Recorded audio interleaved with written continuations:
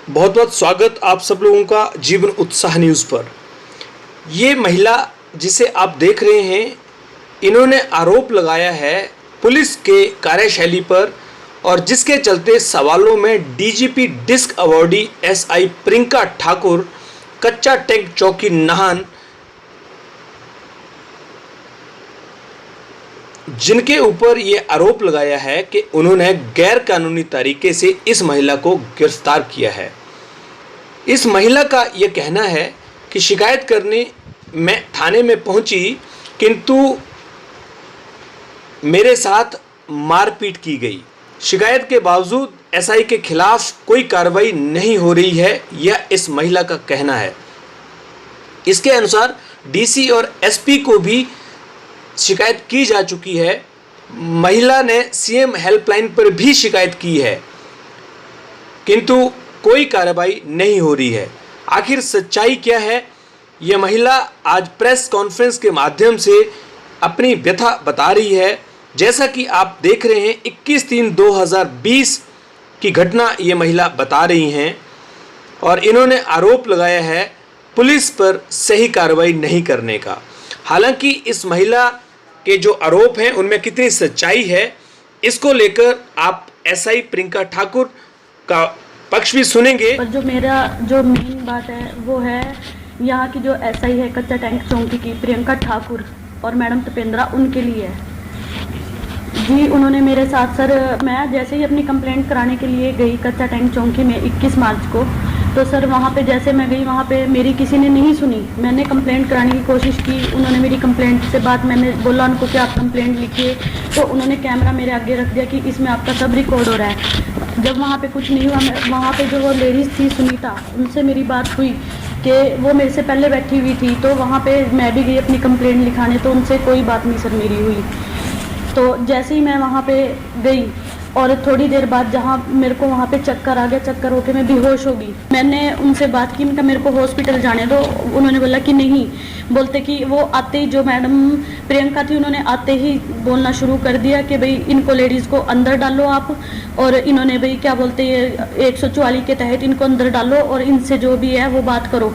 तो मैंने सर वहाँ पे पूछा कि जैसे ही मैंने पूछा कि भाई आप क्यों ऐसा कर रहे, तो मैडम आई हमारे पास, वो प्रियंका, उन्होंने स्केल उठाया टेबल से मारने के लिए और वो सिविल में थी तो मुझे मारने लगी। मैंने ऐसे रोका तो तपेंद्रा मैडम ने मुझे 2 थप्पड़ लगा दिए। जैसे ही हम इसको रिकॉर्ड करने लगे, मेरे हस्बैंड, तो उनको भी पुलिस कच्चा टैंक पुलिस चौकी से धक्के मार के बाहर निकाल दिया। उसके बाद मुझे 2 थप्पड़ और मारे मैडम तपेंद्रा ने, और ये वीडियो बनाने लगे तो इनका फ़ोन अपने पास रख के इनको बाहर निकाल दिया। तो थोड़ी देर बाद ही मुझे पता लगता है कि आप बोलते गाड़ी आई, आप हॉस्पिटल चलो।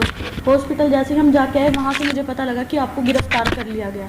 मैंने बोला कि मेरे को किस बिहाफ पे आपने गिरफ्तार किया और मैंने किया क्या है, तो उनसे माफ़ी मांगो, उनके हाई कॉन्टैक्ट हैं काफ़ी, आपने बदतमीजी कैसे की, उनसे तो एसपी तक डरते हैं, आपने बदतमीजी क्यों की उनके साथ। और जब मेरे हस्बैंड थाना पहुंचे तो उन्होंने पूछा कि भाई ऐसा क्या हुआ जो आपने गिरफ्तार किया। हमने अपने वकील से बात की, उन्होंने बोला कि ऐसे लेडीज़ को अरेस्ट नहीं कर सकते और इतना बड़ा कोई काम नहीं था जिसमें अरेस्ट किया गया।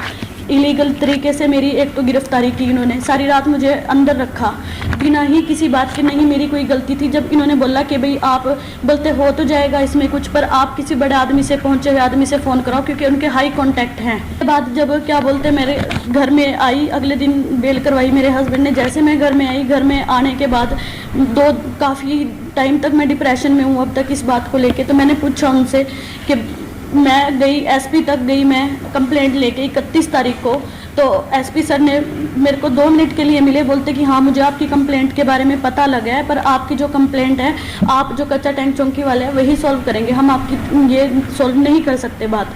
तो उसके बाद मेरे को 3-4 महीने लगातार चक्कर काटते हुए कोई मेरी सुनवाई नहीं हो रही। मजबूरन आके मैंने सीएम हेल्पलाइन पे करवाया, उसको भी 1 हफ्ते से ज़्यादा हो गया, उसमें भी कोई रिस्पॉन्स नहीं है और मैं बहुत ज़्यादा परेशान हूँ। और आप इन लोगों को इतना सपोर्ट करके डिस्क अवार्ड के लिए इनका नाम नॉमिनेट किया, किस भी आप पे, उससे पहले ये बात हो चुकी थी, इनको क्यों कराया डिस्क अवार्ड।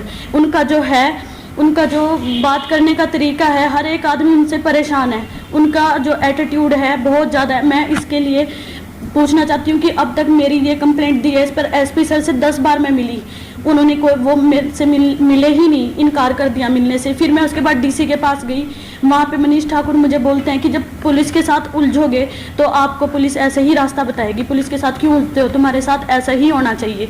उनको डीसी से भी मुझे मिलने नहीं दिया, मुझसे कहीं से कुछ हेल्प नहीं हो रही।